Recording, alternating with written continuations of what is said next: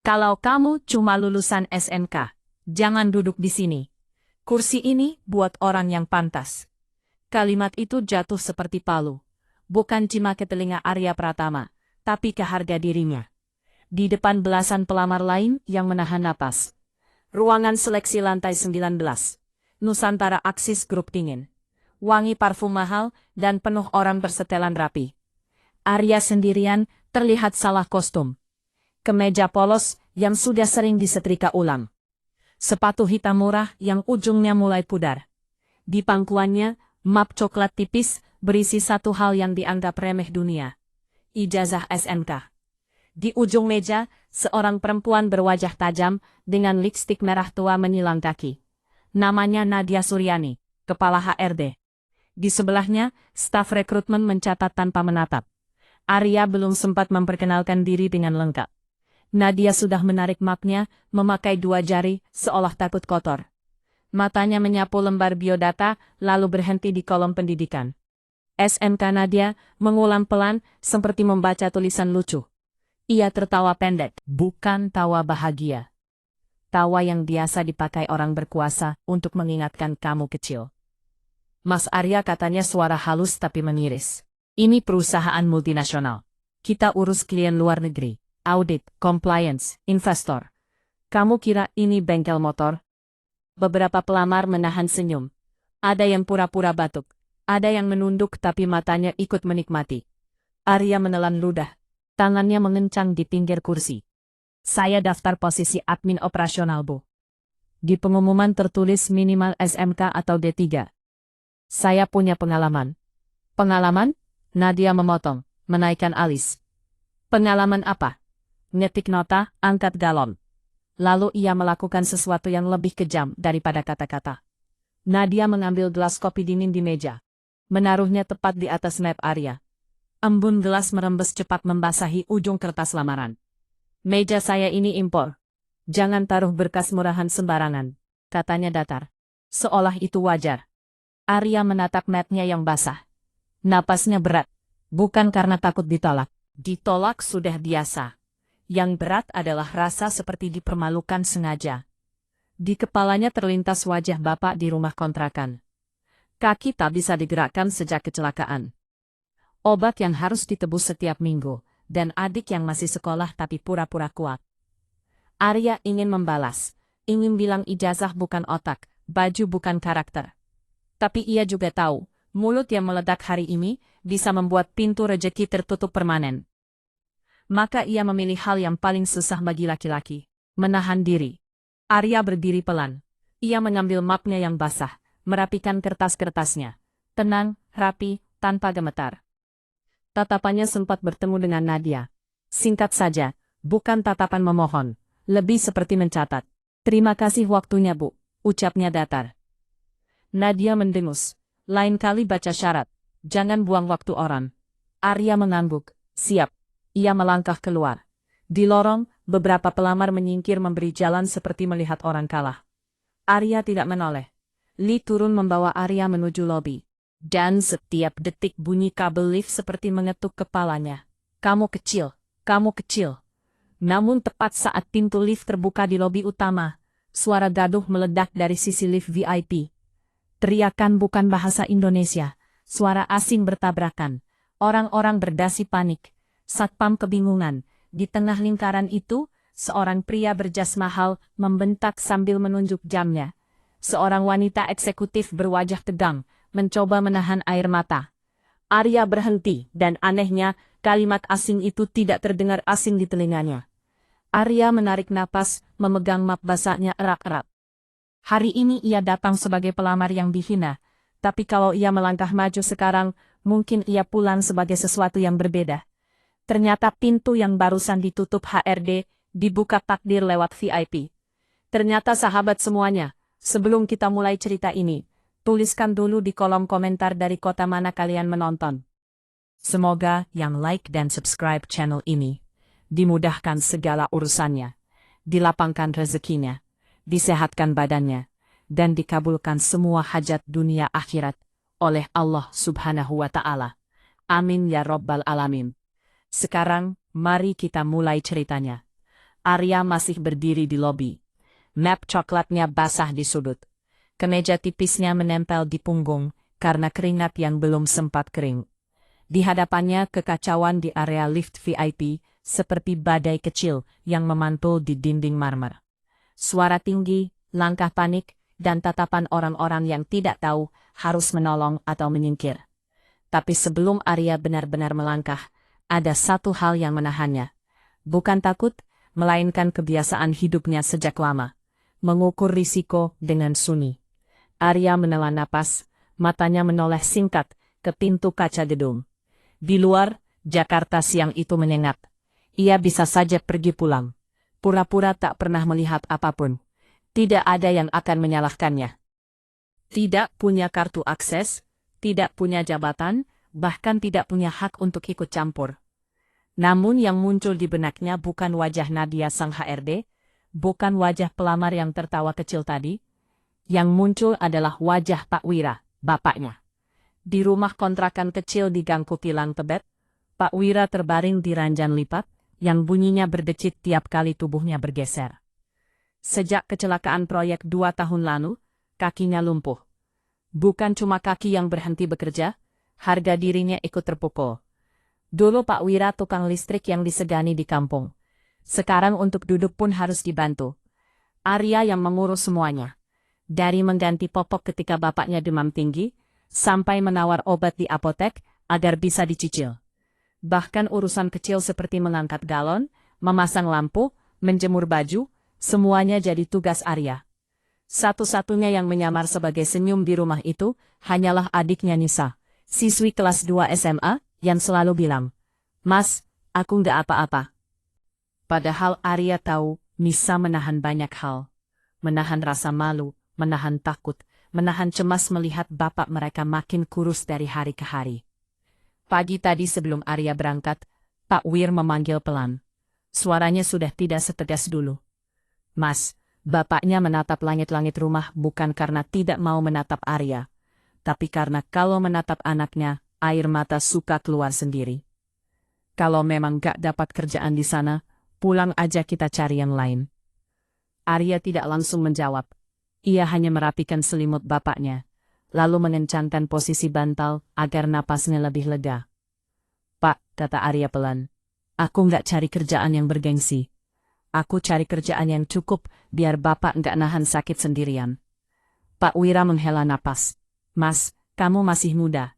Jangan habisin hidup buat nahan beban." Arya tersenyum tipis. Senyum yang cuma muncul seperlunya. "Beban itu bukan bapak. Beban itu kalau aku nyerah." Kata-kata itu kembali ke kepala Arya. Sekarang di tengah lobi gedung mewah ini, ia teringat hal lain yang paling menohok. Nadia bisa merendahkan ijazahnya, tapi tidak ada yang bisa merendahkan alasan dia berjuang. Arya menatap mapnya yang basah. Ada noda bundar dari gelas kopi HRD. Seperti cap hinaan, seperti stempel. "Kamu bukan siapa-siapa." Namun Arya tahu, hidupnya tidak ditentukan oleh stempel orang lain. Hidupnya ditentukan oleh apa yang ia lakukan saat tidak ada yang membela. Suara teriakan asing kembali memecah lobi. Satpam terlihat seperti patung bingung. Seorang perempuan eksekutif yang dari tadi Arya lihat. Wajahnya pucat, bibirnya gemetar menahan panik. Di belakangnya beberapa pria asing menekan tidak memberi jeda. Arya mengencangkan rahangnya. Ia melangkah satu langkah lalu berhenti lagi. Ia bukan ragu. Ia sedang memastikan kalau dia maju, dia harus menyelesaikan. Arya mengeluarkan ponsel butut dari saku. Layarnya retak kecil. Ia membuka catatan singkat yang biasa ia tulis untuk dirinya sendiri. "Kalau masuk medan yang bukan milikmu, jangan bawa emosi, bawa solusi." Arya mengunci layar. Ia menarik napas panjang, lalu melangkah menuju kerumunan. Dan di detik itu, tanpa dia sadari, beberapa mata mulai memperhatikan pemuda berpenampilan biasa yang berjalan mendekat ke lift VIP. Bukan karena mereka percaya, tapi karena mereka heran. Siapa orang yang cukup nekat mendekati badai saat semua orang memilih menyingkir? Arya menyelinap di antara orang-orang berdasi yang berdiri menonton, seperti penonton kebakaran. Mereka tidak membantu, tidak juga pergi, hanya menatap. Setengah penasaran, setengah takut ikut terseret. Di dekat lift VIP, kekacauan sudah seperti simpul yang makin kencang. Seorang pria berwajah Asia Timur, rahangnya kaku membentak sambil menunjuk jam tangannya. Di sampingnya, pria berkulit terang dengan alis tebal mengomel cepat. Arya menangkap beberapa kata Rusia yang keluar seperti peluru. Di sisi lain, seorang pria Korea berulang kali mengatakan sesuatu dengan nada mendesak. Sementara seorang staf perempuan perusahaan terlihat hampir menangis, memeluk tablet seperti pelampung. Di tengah lingkaran itu berdiri seorang perempuan eksekutif. Posturnya tegap, tapi wajahnya sudah kehilangan warna. Setelan jasnya rapi, namun kedua tangannya terlihat gemetar halus. Ia berusaha memasang senyum profesional, tapi matanya memancarkan satu hal yang tidak bisa dipalsukan. Panik. Arya mendengar seseorang berbisik di belakangnya. Itu Bu Maya Satrio, CEO muda yang baru naik tahun ini. Arya tidak menoleh. Ia hanya mengamati. Dalam beberapa detik, ia mengukur arah masalah, seperti membaca arus sungai. Siapa yang paling marah? Siapa yang paling dominan? Siapa yang paling mungkin diajak tenang dulu? Dua satpam mencoba masuk, tapi mereka berhenti sendiri saat kata-kata asing menghantam telinga mereka. Mereka besar tapi bingung. Salah bicara bisa dianggap meremehkan. Salah sentuh bisa jadi insiden. Please calm. Salah satu satpam mencoba. Suaranya lemah. Pria asing itu justru makin merah. You waste my time, teraknya. Arya menahan napas. Ia melihat detail kecil yang membuat situasi makin buruk. Setiap kali CEO itu mencoba bicara bahasa Inggris, para klien merespons dengan bahasa mereka sendiri. Semakin cepat, semakin keras. Artinya jelas mereka sudah lewat titik sopan. Mereka merasa dihina. Karena tidak disediakan penerjemah, Arya maju 2 langkah. Satpam yang melihatnya mengangkat tangan menahan. Mas, jangan, ini urusan petinggi. Arya menatap satpam itu sebentar. Tatapannya tidak menantang, cuma tenang. Saya bisa bantu, jawab Arya singkat.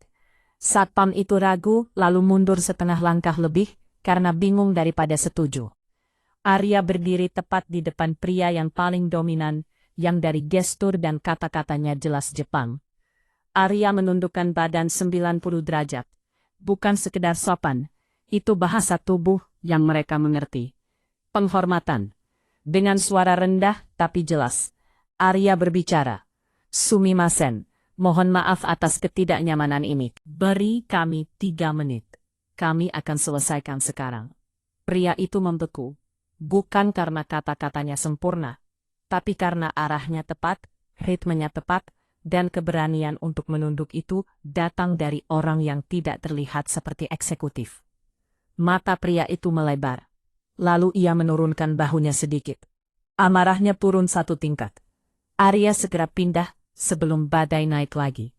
Ia menoleh ke pria Rusia, menatap lurus tanpa takut, lalu berbicara cepat, tegas, tidak bertele-tele.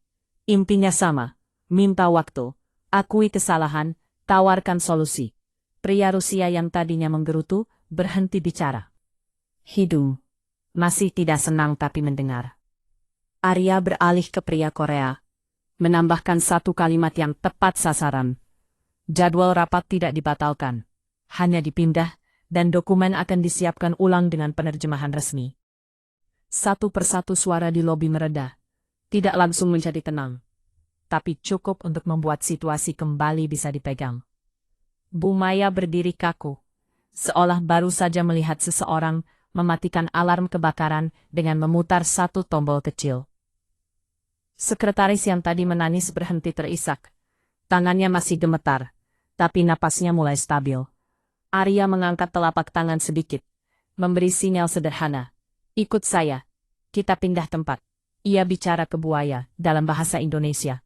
Pelan, namun tegas. Bu, lebih aman kita bawa mereka ke ruang rapat privat. Di lobi semua mata menonton. Mereka makin emosi. Bu Maya menatap Arya, seperti menatap orang yang tiba-tiba muncul di tengah badai, sambil membawa payung. Kamu siapa? Pelamar kerja yang barusan ditolak. Jawab Arya tanpa emosi lalu menoleh lagi ke para klien. Tuan-tuan, silahkan. Kalimat itu membuat Bu Maya tersentak. Ada rasa malu menyambar wajahnya bukan pada Arya, tapi pada sistem perusahaan yang hampir membuat mereka kehilangan kontrak hanya karena gengsi. Arya mengawal mereka ke lift VIP. Di dalam lift suasana hening seperti ruang sidang. Tidak ada yang bicara. Hanya bunyi mesin lift dan napas orang-orang yang menahan banyak hal. Bu Maya berdiri di samping Arya, sesekali meliriknya seperti memastikan ini nyata. Arya berdiri tegak, map basahnya masih ia peluk di dada. Seperti bukti bahwa dia belum berubah status, tapi tindakannya sudah lebih dulu melampaui label. Pintu lift terbuka di lantai eksekutif. Bu Maya memberi isyarat agar semua masuk ke ruang rapat kecil. Saat pintu tertutup, barulah Bu Maya menghembuskan napas panjang. Napas orang yang baru selamat dari jurang. Ia menatap Arya tajam penuh tanya. Kenapa kamu lakukan itu? Suaranya pelan. Arya tidak langsung menjawab. Ia menatap lantai sebentar, lalu mengangkat mata. Karena kalau kontrak itu batal, katanya datar. Yang dipecat bukan cuma ibu. Banyak orang kecil di bawah juga ikut tenggelam. Bu Maya terdiam, dan di luar ruang rapat di balik kaca koridor, ada sepasang mata yang baru saja datang dari makan siang. Mata yang mengenali Arya. Mata itu menyipit. Wajahnya menegam. Nadia HRD yang 1 jam lalu menaruh gelas kopi di atas map lamaran Arya. Tangannya refleks mencengkeram tasnya lebih keras. Karena baru sekarang ia sadar, anak lulusan SMK yang ia hina barusan menyelamatkan wajah perusahaan di depan klien internasional. Dan biasanya orang seperti Nadia tidak suka melihat orang kecil tiba-tiba punya panggung. Pintu ruang rapat privat itu menutup pelan, tapi udara di dalam terasa berat. Seperti baru saja ada badai lewat. 3 klien asing duduk tanpa senyum. Mereka tidak lagi berteriak, namun tatapan mereka masih dingin. Tatapan orang yang merasa waktunya dirampas. Arya berdiri di sisi pintu. Tidak sok penting. Ia memilih posisi yang tidak mengganggu. Map coklatnya masih basah di sudut, tapi ia tidak peduli. Yang ia pedulikan cuma satu. Jangan sampai situasi hidup lagi. Bu Maya Satrio menarik kursi. Duduk paling depan. Ia tidak membuka presentasi, tidak memanggil staf, tidak basa-basi. Ia menatap Arya sebentar. Tatapannya tajam seperti sedang menilai barang langka. Mas Arya, katanya singkat, tolong damping saya. Arya mengangguk. Siap Bu. Bu Maya menoleh ke klien Jepang. Arya langsung menangkap momen. Ada satu kalimat yang harus disampaikan dengan nada yang tepat. Bukan sekedar terjemahan, tapi pemulihan harga diri. Arya melangkah setengah langkah, lalu berbicara lembut namun tegas. Ia menyampaikan permintaan maaf, menjelaskan kendala penerjemah, dan menawarkan opsi. Rapat tetap berjalan hari ini. Tapi timnya akan menyiapkan notulen bilingual, dan semua dokumen akan diberi versi resmi dalam waktu 2 jam. Klien Jepang menatap lama, lalu mengangguk pelan. Arya tidak menunggu pujian. Ia langsung beralih ke klien Korea, menegaskan bahwa timeline proyek tidak berubah. Dan perusahaan siap menambah manpower untuk mengimbangi keterlambatan. Komunikasi tadi. Klien Korea menyandarkan punggung. Bahunya turun. Terakhir klien Rusia. Dari awal dialah yang paling keras. Arya tahu orang seperti itu tidak suka manis-manis. Mereka suka kepastian. Arya bicara lebih singkat. Langkah perbaikan. Siapa penanggung jawab, dan jaminan tertulis. Pria Rusia menghembuskan napas lewat hidung. Matanya tidak hangat. Tapi ia berhenti menekan. Hening. Di dalam hening itu, Bu Maya menatap meja sejenak. Seolah baru sadar, ia hampir kehilangan kontrak besar hanya karena satu lubang kecil di sistem. Lalu ia berdiri. Terima kasih tuan-tuan, katanya. Rapat akan kita lanjutkan sesuai agenda. Ia menoleh ke sekretaris yang masih pucat. Siapkan dokumen sekarang. Sekretaris mengangguk cepat. Rapat berjalan. Bukan rapat yang nyaman, tapi rapat yang selamat. Arya berdiri di sisi Bu Maya. Menerjemahkan seperlunya, tepat, ringkas, tidak bertele-tele. Kadang ia hanya mengulang satu kalimat penting agar tidak ada salah paham. Kadang ia hanya memperbaiki satu kata yang bisa membuat makna berubah. 1 jam kemudian, klien-klien itu keluar tanpa marah. Mereka tidak tersenyum, tapi tangan mereka menjabat. Itu sudah kemenangan. Begitu pintu tertutup, Bu Maya tidak langsung duduk. Ia justru menatap Arya dengan tatapan yang lebih tajam dari tadi. Kamu belajar bahasa dari mana? Tanya Bu Maya. Arya menjawab jujur. Dari kerja serabutan Bu. Dari tempat-tempat yang butuh orang nerjemahin cepat dari YouTube. Dari buku bekas. Bu Maya terdiam sesaat. Matanya turun ke map Arya yang basah. Dan kamu barusan bilang kamu pelamar yang ditolak? Arya mengangguk. Bu Maya tidak marah. Ia justru menarik napas panjang. Napas orang yang menahan emosi. Tapi bukan emosi ke Arya. Emosi ke sistem yang membuang orang seperti ini hanya karena ijazah. Bu Maya melangkah ke meja, membuka laci, mengeluarkan selembar kertas catatan rapat yang kosong. Namun ia berhenti. Di meja rapat itu tidak ada printer, tidak ada berkas kontrak, tidak ada staf legal. Bu Maya melirik ke sekitar, seperti mencari sesuatu yang bisa dipakai sekarang juga. Lalu ia mengambil kertas notulen yang sudah terpakai di sudut. Bagian belakangnya masih kosong. Ia merobeknya rapi, membalik, lalu menulis cepat dengan pulpen. Arya memperhatikan tanpa bertanya. Bu Maya menyodorkan kertas itu. Mulai hari ini kamu kerja untuk saya, katanya datar. Bukan lewat HRD langsung. Arya menatap tulisan itu. Angka gajinya tidak membuatnya ingin pamer. Angka itu membuatnya ingin memastikan ia tidak salah baca. Ada tunjangan kesehatan penuh, ada akses lantai eksekutif, ada jabatan sementara, liaison and interpreter eksekutif. Arya mengangkat kepala. Bu, saya cuma lulusan SMK. Bu Maya menyela cepat. Saya tidak butuh gelarmu. Saya butuh orang yang menyelamatkan ruangan tadi. Arya diam. Bu Maya menambahkan. Lebih pelan, tapi tetap tegas. Saya punya satu syarat. Kamu harus siap dipakai kapanpun kalau ada klien asing. Arya mengangguk. Saya siap, Bu. Lalu Arya mengangkat satu jarinya. Hati-hati, tidak menantang. Saya juga punya satu syarat. Bu Maya menatap. Apa? Arya berkata pelan tapi jelas. Saya harus pulang jam 5 sore. Saya rawat bapak saya di rumah. Kalau saya telat, dia bisa kambuh. Bu Maya tidak langsung menjawab. Ia menatap Arya beberapa detik, seperti sedang mengukur apakah ini keberanian atau ketidaksopanan. Namun yang dia lihat di mata Arya, bukan tawar menelicik. Yang ia lihat adalah tanggung jawab. Bu Maya mengangguk sekali disepakati. Arya mengambil pulpen. Tangan Arya tidak gemetar saat tanda tangan. Yang bergetar justru napasnya, karena ia tahu hidupnya baru saja berbelok. Di luar ruangan di koridor kaca, Nadia berdiri kaku, wajahnya tegang. Ia baru saja melihat CEO menulis kontrak darurat untuk anak yang tadi ia hina. Dan di kepala Nadia, satu pikiran berputar cepat, tajam, berbahaya.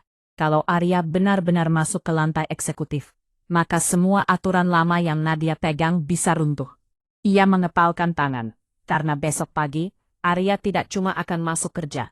Arya akan duduk di tempat yang selama ini hanya dihuni orang-orang yang Nadia anggap pantas. Rapat direksi. Pagi itu Arya datang lebih awal dari biasanya.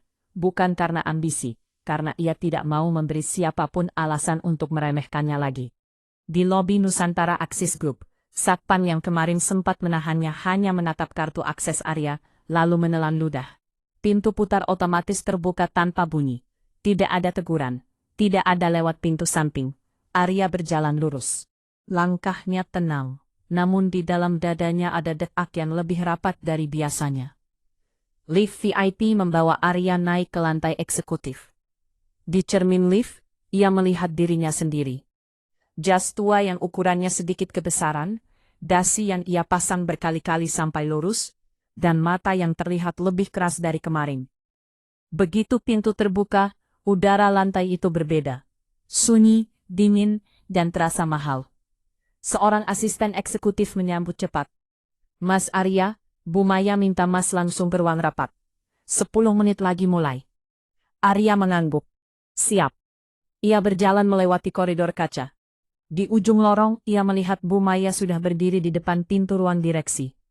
Wajahnya datar seperti biasa. Tapi ada satu hal yang baru. Ia menatap Arya seolah sedang memastikan Arya siap dilempar ke kolam yang dalam. Jangan banyak bicara di dalam, ucap Bu Maya singkat saat Arya mendekat. Jawab kalau ditanya, Fokus dan jangan terpancing. Arya mengangguk. Ruang direksi itu, seperti ruang sidang, meja oval besar, kursi kulit, dinding peredam, dan wajah-wajah yang tidak tersenyum. Ada 2 orang komisaris, 3 direktur divisi, 1 kepala legal, dan 1 orang yang langsung membuat tengkuk Arya terasa panas, Nadia Suryani. Nadia duduk dengan blazer rapi dan senyum tipis yang terlalu manis untuk tulus. Matanya menyapu Arya dari ujung kepala sampai sepatu. Arya tidak menatap lama. Ia memilih kursi paling belakang. Kursi paling kecil paling tidak penting. Kursi yang biasanya untuk orang yang sekedar mencatat. Bu Maya duduk di kursi kepala meja. Ia membuka rapat tanpa basa-basi. Agenda hari ini, finalisasi kontrak ekspansi Asia Timur. Kita butuh komunikasi yang bersih. Tidak boleh ada salah tafsir. Seorang direktur senior berdehem. Bu Maya, maaf, saya dengar asisten ibu yang baru. Latar belakangnya tidak biasa. Beberapa pasang mata menoleh ke area. Ada yang menilai, ada yang meragukan, ada yang sudah siap menemukan celah. Nad mengangkat tangan. Suaranya halus tapi menusuk. Izin Bu, saya justru ingin memastikan prosedur kita tidak dilanggar. Posisi yang bersentuhan dengan klien asing dan dokumen sensitif harus melalui proses HRD dan background check. Tapi kemarin, saya lihat perekrutan dilakukan mendadak. Ia menoleh ke Arya. Senyum kecilnya mengembang. Mas Arya, pendidikan terakhir apa ya? Arya berdiri pelan, tidak buru-buru, tidak defensif. SMK Bu. Beberapa orang mengangkat alis. Nad mencondongkan badan, suaranya dibuat prihatin. Nah itu kita ini bicara uang investor, bukan acara lomba keberanian. Mas Arya paham konsep risk management, paham confidentiality agreement, paham strategi market entry. Ada jeda handing yang sengaja dibuat panjang. Bu Maya hendak bicara, tapi Arya lebih dulu angkat suara. Tetap sopan, tetap tenang. Bu Nadia, kata Arya, saya mungkin tidak hafal istilah yang ibu sebut. Nad menahan senyum kemenangan, melanjutkan datarnya seperti membaca angka. Tapi saya paham risikonya kemarin. Saat klien asing marah di lobi, risiko paling besar bukan cuma kontrak batal. Risiko paling besar adalah kita kehilangan muka. Sekali perusahaan kehilangan muka, tahun depan klien lain tidak akan datang. Seorang komisaris menyipit. Lanjut. Arya mengangguk. Ia berjalan 1 langkah ke sisi papan. Tidak mengambil alih ruangan, hanya cukup terlihat. Risk management itu bagi saya sederhana Pak, ucapnya. Kalau ada kebocoran komunikasi, kita tutup lubangnya sebelum airnya membanjiri seluruh gedung. Arya menatap ke arah direktur legal. Contoh, hari ini semua dokumen yang keluar harus punya 2 versi, bahasa Indonesia dan bahasa klien. Semua keputusan harus dicatat dalam notulen bilingual. Itu mengurangi salah tafsir. Ia beralih ke direktur keuangan, dan untuk investor yang mereka cari, bukan kata-kata rumit. Mereka cari kepastian, timeline, visi, dan jaminan prosedur. Arya menoleh ke Bu Maya. Bu, kemarin masalahnya bukan kompetensi orang. Masalahnya, sistem kita tidak siap menghadapi situasi darurat. Kalau kita mau ekspansi global, kita harus punya protokol bahasa, bukan mengandalkan 1 penerjemah ruangan sunyi. Tapi sunyinya berbeda. Bukan sunyi meremehkan, sunyi menimbang. Komisaris yang tadi diam akhirnya bertepuk tangan, pelan 1 kali lalu berhenti. Tapi efeknya, seperti palu hakim. Penjelasan sederhana tapi tajam, kata komisaris itu. Saya suka orang yang berpikir pakai logika lapangan. Beberapa direktur mengangguk, kecil tapi jelas. Nadia tersenyum, namun senyumnya retak. Bibirnya masih naik, tapi matanya mengeras. Bu Maya menutup map rapat. Baik, mulai hari ini, Mas Arya memegang koordinasi komunikasi klien asing, sampai kontrak ini aman. Nadia mengangkat dagu dengan catatan, Bu. Semua akses dokumen sensitif, harus melalui audit internal. Bu Maya menatap Nadia datar. Silahkan, saya tidak keberatan. Rapat selesai. Orang-orang berdiri, kursi bergeser pelan. Saat Arya hendak keluar, Nad menahan langkahnya dengan 1 kalimat yang terdengar ramah, tapi dinginnya terasa sampai tulang. Mas Arya, ucap Nadia. Selamat ya, tapi ingat di lantai ini satu kesalahan kecil bisa jadi akhir karier. Arya menatap Nadia sebentar. Tidak marah, tidak membalas. Siap Bu, jawabnya singkat. Arya melangkah pergi. Namun dari balik pintu kaca, Nat mengeluarkan ponsel dan mengetik cepat ke seseorang yang Arya tidak lihat. Jam 12, saat Jumat, pastikan tasnya tidak kosong. Nadia menatap layar beberapa detik, lalu menghapus senyumnya. Karena untuk menjatuhkan orang seperti Arya, ia tidak butuh debat. Ia cuma butuh bukti. Dan siang ini, tepat saat Arya sujud di masjid, permainan itu akan dimulai. Jarum jam mendekati pukul 12. Lantai eksekutif biasanya sunyi, tapi hari itu sunyinya terasa berbeda, seperti ada yang menahan napas. Arya duduk di mejanya, memeriksa ulang notulen rapat pagi tadi.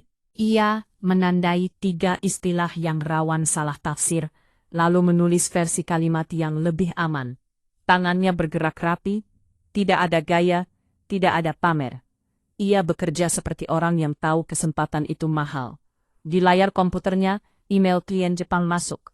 Subjeknya singkat, confirmed. Arya menutup mata sejenak. Bukan lega berlebihan, hanya rasa syukur yang ditahan. Dari balik kaca, orang-orang lalu lalang. Beberapa meliriknya masih ada yang heran melihat anak SMK duduk di lantai ini. Arya pura-pura tidak tahu. Baginya tatapan hanyalah debu. Yang penting pekerjaannya selesai. Ponselnya bergetar. Pesan dari Nisa. Mas, Bapak tadi batuk-batuk tapi udah mendingan. Mas, pulang jam ya. Arya membaca pelan. Dadanya mengencam sebentar. Lalu ia balas singkat. Iya mas, pulang tepat. Ia membuka laci. Mengambil peci hitam yang selalu ia simpan rapi. Hari Jumat ia tidak pernah menunda. Dalam hidup yang serba tidak pasti, satu hal yang ia jaga tetap ibadah. Arya merapikan meja, mematikan layar, lalu berdiri. Saat ia melangkah ke lift, seorang resepsionis lantai eksekutif menatapnya ragu. Mas Arya, mau kemana? Jumatan, jawab Arya. Resepsionis mengangguk, tapi matanya mengikuti Arya sampai pintu lift menutup. Di lantai lain, Nadia Suryani berdiri di balik tirai ruangannya. Ia menunggu momen yang sama. Wajahnya tampak tenang, tapi jari-jarinya mengetuk meja. Ritme orang yang sedang menghitung waktu. Begitu lift turun, Nat mengambil ponsel. Satu panggilan singkat. Sekarang ucapnya pelan. Saat dia keluar, jangan salah. Telepon ditutup. Di koridor yang sepi, seorang pria berseragam kebersihan muncul dari pintu pantry. Namanya tidak penting. Yang penting ia bukan datang untuk mengepel. Ia datang membawa sebuah benda kecil hitam mengkilap flash disk. Pria itu menengok kiri kanan. Jam kerja di kantor sedang longgar. Karyawan laki-laki banyak yang turun ke masjid.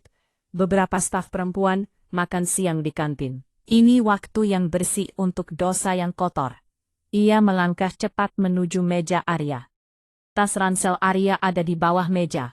Lusuh. Resletingnya sedikit longgar. Pria itu jongkok, menarik resleting ransel, menyelipkan flash disk ke saku terdalam di balik lipatan kain yang jarang disentuh. Lalu menutupnya kembali.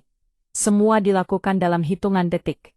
Sebelum berdiri, pria itu menoleh ke kamera CCTV di sudut ruangan. Ia ragu sepersekian detik.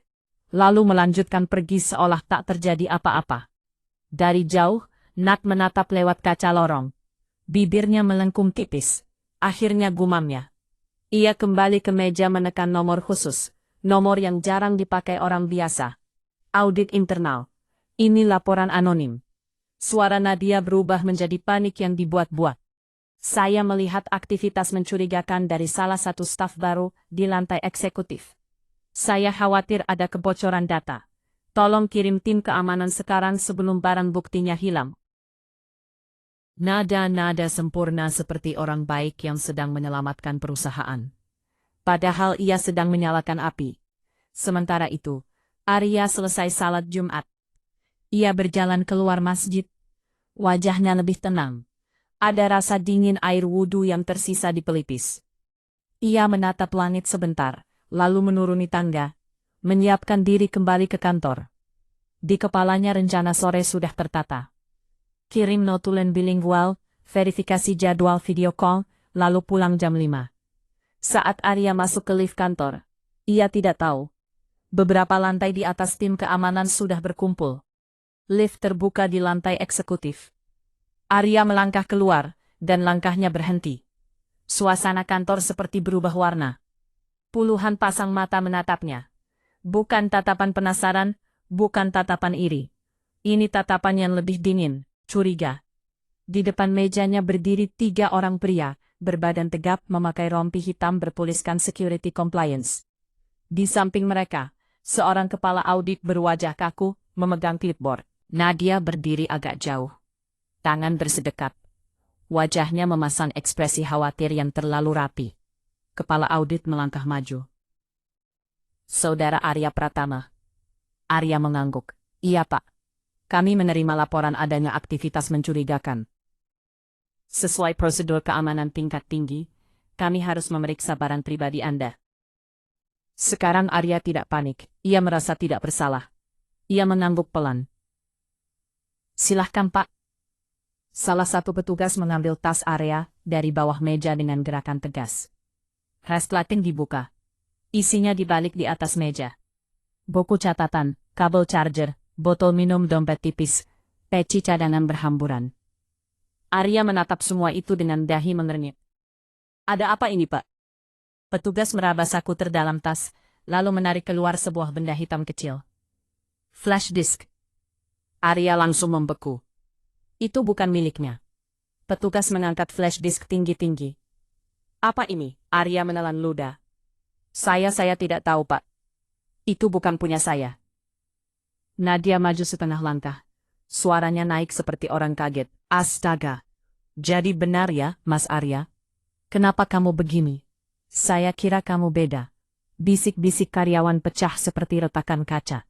Baru juga naik, udah macam-macam. Makanya orang kalau dikasih akses, Arya merasakan darahnya turun ke kaki. Dunia terasa berat. Ia ingin bicara, tapi tenggorokannya kering. Kepala audit menatap Arya dingin. Flash disk ini terdeteksi mengandung akses ke folder sensitif. Kalau ini benar, ini bisa masuk kategori pencurian data. Salah satu petugas meraih lengan Arya dari sudut mata. Arya melihat Nadia dan untuk pertama kalinya, Arya mengerti ini bukan pemeriksaan, ini eksekusi. Petugas menarik lengan Arya sedikit. Arya belum sempat melawan atau menjelaskan, ketika suara pintu kaca terbuka keras. Satu langkah cepat masuk. Satu suara tegas memotong ruangan. Berhenti, lepaskan dia. Semua kepala menoleh. Bu Maya Satrio berdiri di ambang pintu ruangannya. Wajahnya dingin, tapi matanya menyala. Bukan marah pada Arya, melainkan marah pada permainan kotor yang sedang dia lihat. Dan Nad mendadak kehilangan warna di wajahnya. Ruangan itu masih panas oleh tuduhan. Meski Bu Maya sudah menghentikan penyeratan Arya, tatapan orang-orang tidak ikut berhenti. Mereka tetap menatap seolah Arya membawa penyakit. Kepala audit berdiri kaku, masih memegang flash disk itu seperti piala. Bu, bukti fisiknya ada di tas dia. Prosedur mengharuskan kalian menunjukkan asal-usul bukti itu. Potong Bu Maya dingin. Saya mau rekaman CCTV jam 12.00 sekarang. Ada gangguan sistem Bu. Jawab kepala audit ragu. Bu Maya menatapnya tajam. Gangguan yang kebetulan terjadi saat orang tertentu butuh alibi. Menarik.